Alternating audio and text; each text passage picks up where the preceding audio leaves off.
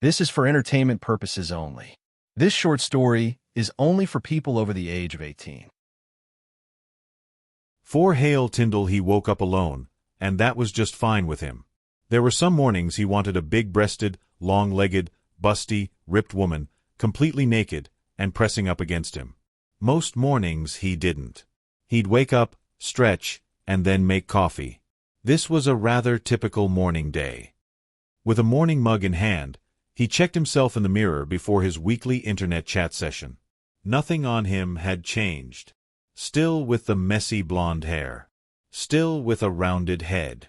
Still with a long neck and long body. Still with a slender body and muscle tone that reflected most people with superpowers. Hale booted up his computer, trying not to think about having to talk with people. He hated talking with people, even these people. They were the ones making him money.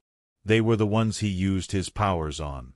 They were his, but he couldn't stand to be around them for very long. Good morning, Master.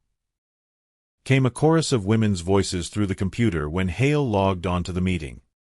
8 women all sat, perfectly framed in their respective windows. Each woman had a different ethnicity that reflected where they were in the world. Each woman had extremely similar body types. Each was the height of beauty. Each had smooth and flawless skin. All of them had large fake breasts, at least 1,000 cc's of silicone, standing out on their respective chests. Some women had donned micro-bikini tops to show off their assets. Others had gone for pasties to cover their private parts. One woman from China had simply put happy face stickers over her nipples. All of the women had the toned and ripped look of fitness models that were building to bodybuilders, with the extremely low body fat to show off their hard work. Slaves, Hale said before taking a sip of his coffee.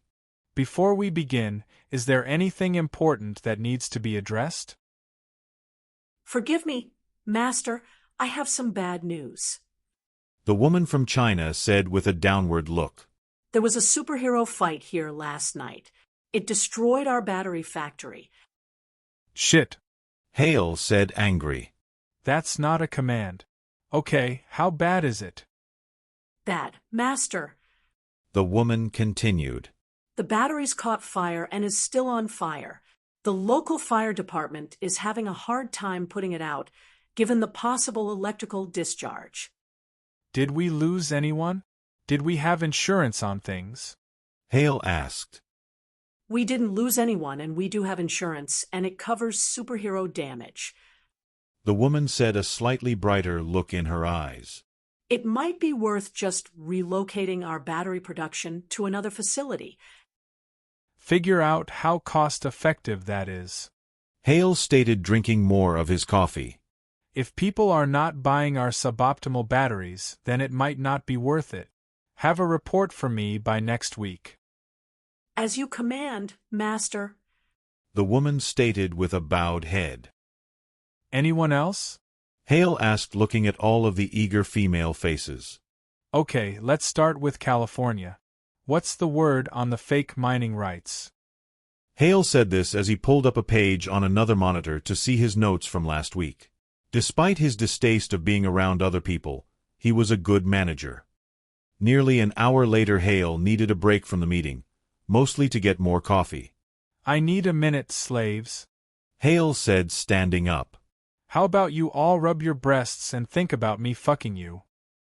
Yes, Master. The women cried out in pleasure. Hale took a second to see 8 women with eyes closed rubbing their breasts and nipples at various speeds and intensities. Hale gave a little chuckle as he made his way to the kitchen. Each woman was completely under his control. He'd met most of them, in person, only once. Yet, after that one time, none could deny him. They would do anything he wanted and love every minute of it.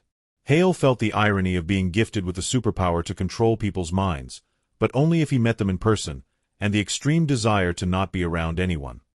Hale got back to his computer to see all 8 women either on the verge of an orgasm or having tipped over, and was shaking with pleasure. The stickers that the Chinese woman had put on had been rubbed off, and she was actively pinching and pulling on her body. Hale didn't feel like waiting any longer. Okay, Spain, what's the status on the wine sales? Master. said the Spanish woman with dark hair and dark eyes gasped. I need a moment. No, slave, report now. Hale said a little firmer than he intended. Yes, master. The Spanish woman said, sitting upright and shaking as she continued to climax. Sales of our fake Alvaro Palacios wine has only gone up by 3 units this month. Hale took notes. An hour later, Hale was finally getting out of the shower and wondering if he needed to wear clothes. He went for a simple t-shirt and shorts. He didn't plan on going out, but if someone ever came to his door, it was better to be clothed. This was his thinking as he pulled on his clothes, and then there was a distant electronic dinging sound. Someone was at Hale's front door. Dread, apprehension, fear filled Hale. He tried not to shake as he looked through a wall at the front door. Someone was there. Someone wanted his attention. A pit formed in his chest. It was like anxiety to the extreme, but instead of fear of something else, this was fear of the unknown of a person. The doorbell rang again. Hale took steps towards the front door. He didn't want to see who it was. He didn't want to come face to face with anyone. People were wild, unpredictable, and Hale didn't know what could possibly be on the other side of the door. Hale admitted he should have gotten a camera doorbell, but kept putting off the idea of seeing people sooner than needed. Hale was just an arm reach from the door when there was a loud pounding on the door. Hale took a deep breath. It didn't help his shaking hand. With a flip of the bolt, there was one lock undone, another slide, and the second bolt slipped open. Hale had a dry mouth as he pushed down on the small lever on the floor to disengage the floor bolt. His hand still trembled as he turned the knob on the door. The chain still held as Hale saw who was on the other side. About time, Hale. The young man said on the other side of the door. He looked so nondescript that few would remember him, with his brown hair, brown eyes, and slightly long face, but otherwise thin and slightly toned body of a late teen. At least you're clothed. The young man said in a completely bland voice. You're needed? Come on. Pierce. Hale said, shocked, and making no move to close the door to disable the chain lock. That's me. The young man said with a frown. Pierce McKullen, private investigator, and you're wasting time. Get out here. Get in my car. We have lives to save. No. Hale said, shutting the door. Hale was shaking now. His whole body was shaking. The fresh air. The sunshine. The fact he talked to someone face to face. It was too much for him, and Hale dropped to the floor, feeling like moving was too much. The door opened to the length of the chain. Hale, cut the crap and get up. Pierce said. There are over a dozen bombs scattered around the city. We have a suspect. We can't get anything out of her.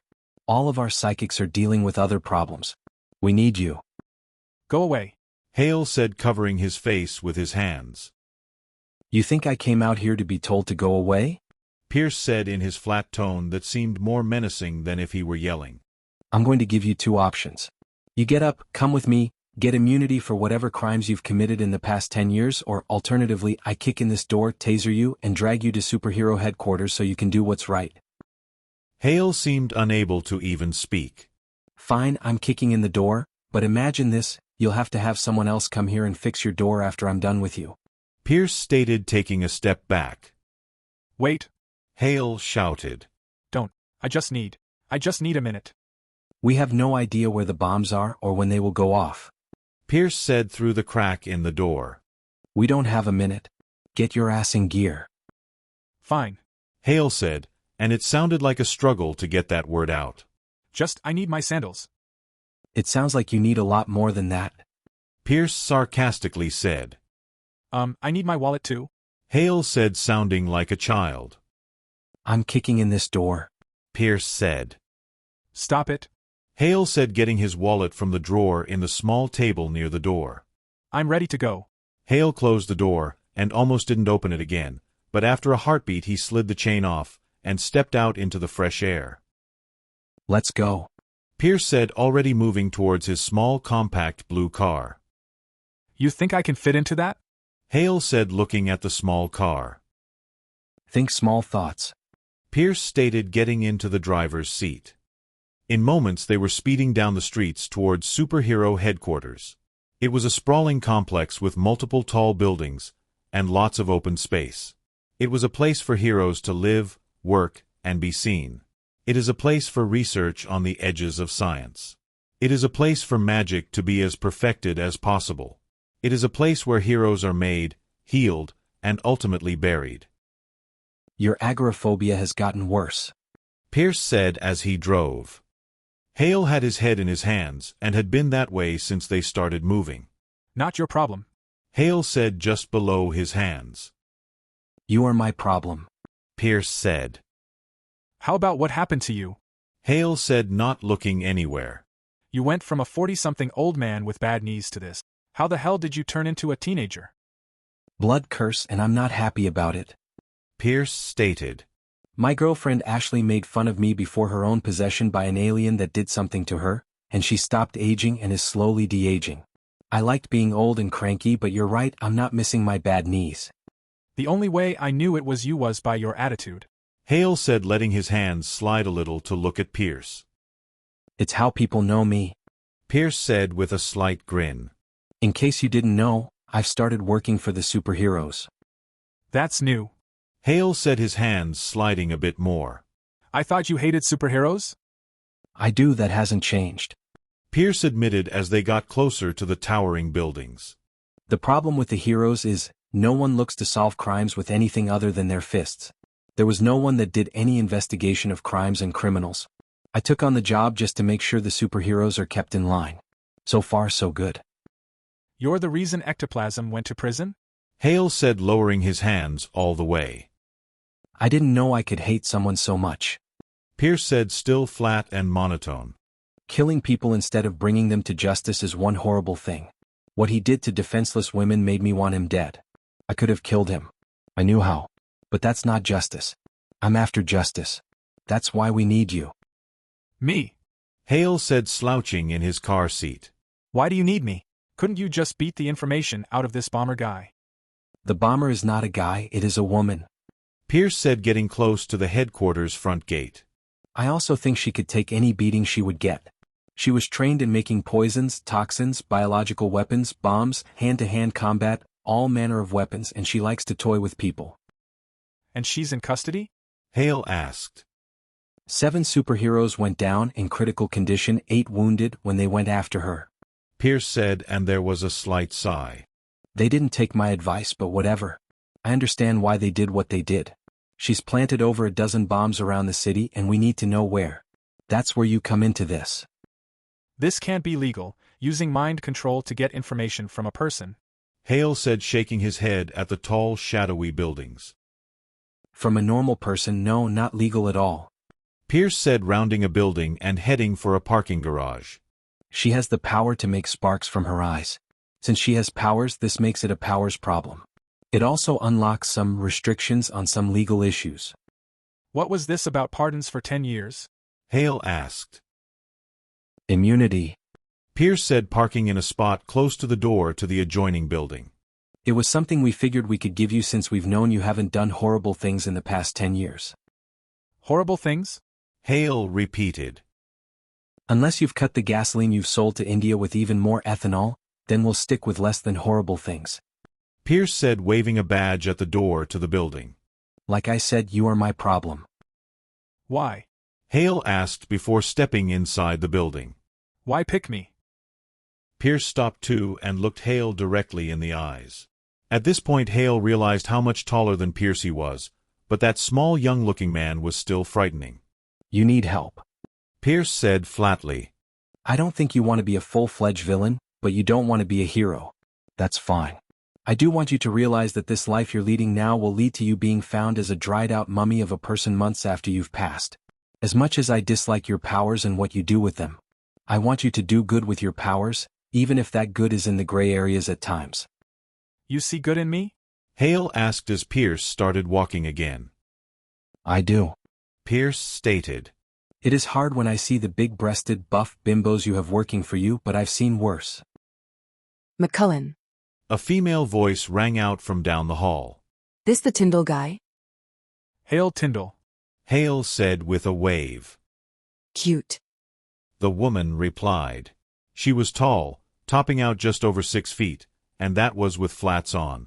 Her bronze-colored hair was tightly pulled back into a bun. Her business attire of a jacket over a button-up blouse and a long skirt looked professional.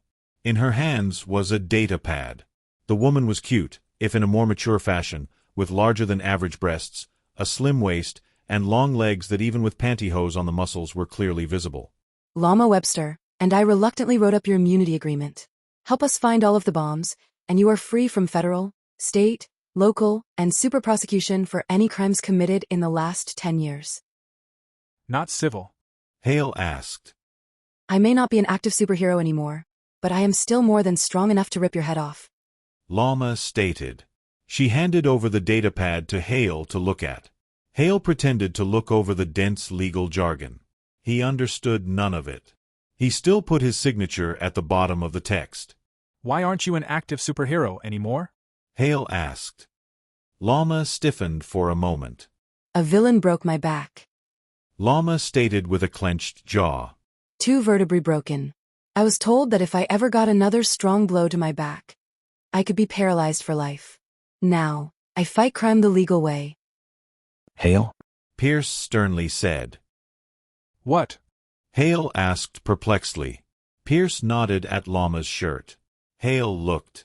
She had undone the top 4 buttons on her blouse, showing off a lot of her cleavage. She was just then letting her hair down. Oh right, sorry. Sorry for what? Llama asked, sounding less professional and chattier.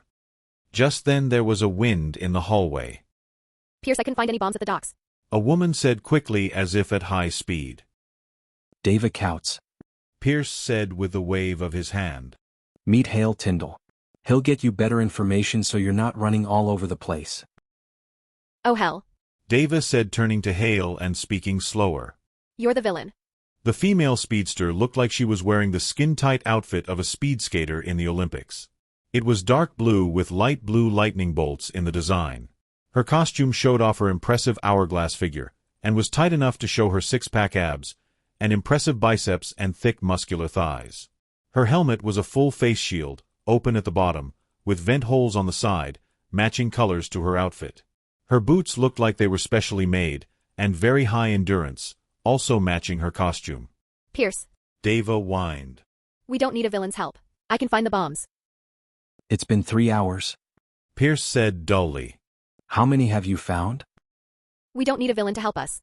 Dava said and pulled off her helmet. Her corn silk blonde hair fell down, sweat-soaked and clumpy. We don't need a villain that's used women for his own pleasure. Dava. Pierce said, and it was the only time Hale had heard any force in his voice. Go get a drink, get a snack, use the toilet, we'll let you know where the bombs are. Whatever. Dava said, whipping her head around, and with practiced ease put her helmet on at the same time, so her hair was all in the helmet. After that she was gone in a gust of wind and a blur. What's this bomber woman want? Hale finally asked Pierce. Good question. Pierce said, pointing in a direction. You tell me. Hale sighed as he went down the hall. It wasn't far to the holding cell. Inside there was a balding white man in an expensive suit and a briefcase on the bolted-down composite table in the middle of the room. The composite chairs were also bolted down. In one of those chairs sat a young Oriental woman that couldn't have been more than 5 feet tall. She looked small, slight, and if it wasn't for her posture and strong-looking shoulders under her black outfit, she could have looked weak. My client has nothing to say. The balding white guy stated. You get paid by the word? Pierce mocked. I am invoking Federal Code SPM 11.334.1a, which states if there is a suspicion of impending harm to people or property by act of a person with above-average human abilities, all means will be executed to extract information from suspected individual with above-average human abilities. Take it away, Hale. You know that code off the top of your head? Hale asked, delaying. I use it more than you might think. Pierce stated. My client will cooperate fully and answer any questions you have. The balding man said. The woman shot daggers at her attorney before turning back to Hale. I'm not impressed with your mind tricks. She said with a sneer. I've been trained since I could crawl to fight people like you. I have the brains and skill to take down every superhero around. Is that why you planted the bombs, to get back at the superheroes? Hale asked. Of course. The woman replied. I set off one bomb in a populated area, like the home team's end of a football stadium, and people will die. This will bring out the heroes. With the heroes trying to form crowd control and get people to the likeliest of places of safety, the next bombs will go off, killing more people and heroes. The city will go into lockdown, and that means all the government officials will be taken to that not-so-secret bunker of theirs, where the next bombs will go off, taking them out and any heroes protecting them. While this is happening, the heroes will convene at their in-city command center, which is where the largest and most powerful explosives, with the radioactive and toxic compounds, are located. Even if the heroes survive the initial blast, they will be dead in a week, and too radioactive for them to get proper medical treatment. Thank you, Hale said. I live to please you, Master. The woman said without changing her tone. Anything else you think the heroes should know? Hale asked. Only that the bombs will go off, starting in 20 minutes, Master. The woman answered. Why do you hate the heroes so much? Hale asked, sounding curious. My parents were low-level crooks working for a supervillain, Master. The woman replied evenly. The hero tension came in, killed everyone but the supervillain. He was spared, and even went on trial, found not guilty, and released. My parents were 6 feet under, labeled villains themselves, all because heroes have a skewed idea of justice. I can sympathize, Hale stated. When I was 10, my grandpa took me out into the wilds of Wyoming to look for a lost calf. This was when heroes had blown up a villain's space weapon. A chunk of that space station made it through the atmosphere. I was out, literally answering the call of nature, when that chunk destroyed my grandpa and the truck. I was stuck in the middle of nowhere, with no way back, no idea where I was, and no way to call for help. I was stuck in the cold, wide-open nothingness of Wyoming for a week. I was eating weeds and drinking melted snow when a hero, and I use that term loosely, found me, and when he zipped down to pick me up, broke both of my arms in the process. The news made a big deal out of my rescue, but I wouldn't have needed rescuing if it wasn't for the heroes. I wouldn't have been before cameras if I didn't have to spend time in the hospital. No one believed me that my arms were broken by a hero going too fast, grabbing too hard, and not caring about a small boy's screams. Yet, you do not hate the heroes. The woman asked. I don't hate them, Hale stated, and then added. Most of them.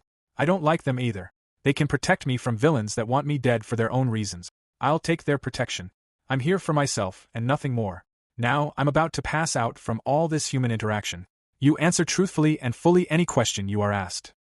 As you command, Master. The woman said as Hale got up to leave. Hale went out into the hallway. Pierce gave him a side look. You want to try and make it to the lobby couch before you pass out? Pierce asked. Not goin' a make it, Hale stated as he crumbled to the floor. Hale woke up in his bed at his home. He looked around quickly, seeing that the sun had started to set. He checked his pockets, and found his belongings there, and a note. Llama emailed you with your copy of the immunity. You are very heavy. Seek professional help for your agoraphobia. Pierce. Hale lay back onto his bed. His heart had started slowing down. He was back, safe. He was in his home, and everything was fine. Hale quickly got up to check that everything was fine. He had just gotten to his front door to do the chain and floor bolt when his doorbell rang. Hale hesitated, but he had a pretty good idea of who was on the other side. Hi. Llama Webster said, still in her business attire, with her buttons still undone and her copper-colored hair still down. Can I come in? Sure. Hale said, trying not to let the catch in his voice show. Thanks. Llama said, coming inside. I'm sorry for the way I acted this morning. As Hale closed and locked the door, Llama got down on her knees. I am yours to command, Master. Please use my body for your pleasure. Take off your clothes, Hale said, looking intensely at the woman on her knees just inside his living room. Yes, Master. Llama said, and proceeded to take off all her clothes. It was tricky to get her pantyhose off while kneeling, but she did. In the end, her flawless naked body knelt, waiting for commands. Is anyone going to miss you, come looking for you? Hale asked. No, master. Llama stated. I divorced 2 years ago. I have no children. I have no obligations other than obedience to you, master. I'm not used to strangers in my home. Hale said, looking like he was about to start sweating. I don't get out much. I will do anything you want, to no longer be a stranger to you, master. Llama stated. You mean everything to me. Such an irony when it comes to my powers. Hale said. His doorbell rang again. With a deep breath, Hale opened the door again. The woman was wearing a red checkered flannel shirt, tied up in front to show off her midriff, and buttoned just enough to show off her cleavage. Tight Daisy Dukes cut off shorts on her hips and middle. Her long blonde hair and sparkling eyes gave away who she was. Hi. The woman said with a wide smile. You might not recognize me. You're Dava Couts, the speedster. Hale said, nodding. I liked you better in costume. The blonde woman's eyes went wide, and in less than an eye blink, she was gone, her clothing in tatters in the gust of wind from her departure. Even before her shirt hit the ground, Dava was back, in her skin-tight costume. Does this please you, master? Dava asked. It does, please, come inside. Hale said to the heroine. Dava came inside, saw Llama on her knees, and paused. What can I say? When I go out, I might just pick up a few new slaves. Hale stated with a shrug. Dava was confused for a moment before she looked at Hale. Then Dava all but jumped into position next to Llama, kneeling. Dava took her helmet off, letting her golden hair fall down her shoulders. Dava put her helmet to the side and knelt, eyes forward, waiting to be commanded. It was a silent command, but one that neither woman could resist. Llama and Dava turned to each other, still kneeling, and started to kiss. It started simple, just the lips. Quickly it went to full-mouthed kissing. In seconds it was clearly involving each other's tongues. Dava's hands came up and started caressing Llama's naked body. Llama tentatively reached up and cupped Dava's head with one hand and started groping the woman's ass with her other hand. Moans of pleasure came from both women. Hale quickly took off his clothes, not hard considering what he was wearing. Hale was ready, biologically. Mentally he hit another block. He wanted both women, in every sexual way possible. Such chaos, however, was a turn-off in his mind. For not the first time since developing his powers, Hale sent a mental command at the women. I am a robot. Came from both Llama and Dava at the same time as they stopped their lovemaking. Their eyes were fixed, looking straight ahead, and their voices became dull and robotic. Into the bedroom, robots. Hale said, trying to keep his anxiety in check. Acknowledged. Both Llama and Dava stated as they stood, robotically, and with stiff movements made it towards the bedroom. It wasn't lost on Hale that he had two women, one a former superhero and one a current superhero, one naked and the other clothed, currently going into his bedroom. They were acting like robots, blank, emotionless, never needing to interfere with plans that Hale had. Admittedly, Hale's current plans were more simplistic than most. At that moment Hale wanted everyone to get naked and have wild sex until he got tired. The next morning Pierce regretted his choice in vending machine coffee as he talked with Llama and Dava. He didn't know you put the jump drive into his computer? You could tell when Hale was asleep. Llama stated in one of her more revealing business suits. The man snores like a diesel engine. It wasn't a problem. Dava said with a grin. She was in her costume, except for her helmet. I put the jump drive into his computer, waited for the LED to turn blue, and then I removed the jump drive. Hale didn't wake up, right? Pierce asked, wondering what plastic plant he was going to dump his horrible coffee into. The two of us tired him out. Llama said with a smile. It was almost cute that he had us acting like robots and then treating us like machines. I for one have a new fantasy. Now what? Dava asked. If he calls, keep up the act. Pierce stated, dumping his coffee into a clearly fake tree in the hallway. I just want to know if any major supervillains contact Hale. The only one I want manipulating him is me. Otherwise, keep doing what you ladies usually do, and if Hale calls you for a booty call or whatever, let me know. You got it. Dava stated as she started walking down the hall. Llama gave Pierce a smile before quickly catching up with Deva. After a minute, when the pair were in a quiet area of the headquarters, the two turned to each other and started kissing, passionately. For many minutes the two women enjoyed each other's bodies and mouths. Finally, gasping for breath and starting to sweat, the two broke off. Tonight, my place. Don't be late. Llama gasped. I'm a speedster, we're never late. Deva smiled.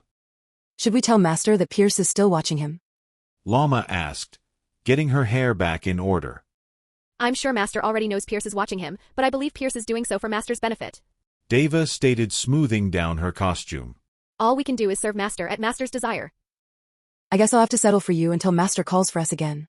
Llama said with hungry eyes. Just be gentle with my back. You can be on the bottom. Deva said, going in for what was planned to be a quick kiss, before Llama held her head tight against her own. In his home, Hale had his hand on the doorknob. It was the middle of the day. The sun was out. It was getting uncomfortably warm. Hale had on a t-shirt and shorts, and this time socks and walking shoes. Hale stood there, hand on the knob, feeling the heat radiate through the metal. With a grunt and a pull, Hale opened the door. His quiet suburban neighborhood was mostly quiet. There were cries of children down the street. Someone was revving a motorcycle engine before it cut out. There was an ever-present smell of cut grass coming from all around. Hale took one step outside, trying not to start shaking, being that he was outside of his home. One foot in front of the other. That's what Hale was doing. He was walking. He was outside of his house, and he was walking. Hale was terrified. So much going on around him. Trees and flags swaying in the breeze. The smell of charcoal grilling had already started. Cars crept down the street, going their 25 miles per hour, wanting to be seen. Hale worked to keep it together. A woman, a female jogger, was coming right at Hale. She was in her late 20s, a brunette ponytail flying behind her. She had on a yellow two-piece exercise outfit, showing off her arms, chest, midriff, and legs. With headphones on, she wouldn't have heard Hale. He waved at her as she passed. She waved back, gasping for breath as she ran by. Hale felt rather proud of himself. He didn't use his powers. He was still terrified of being outside and all the problems that could come from uncontrollable chaos, but it was a step in the right direction to fight his agoraphobia, the fear of open spaces. The end. This was a work of fiction. Any similarity between people, living or dead, is purely coincidence. This scenario did not, or should not, have happened in real life. Thank you for listening.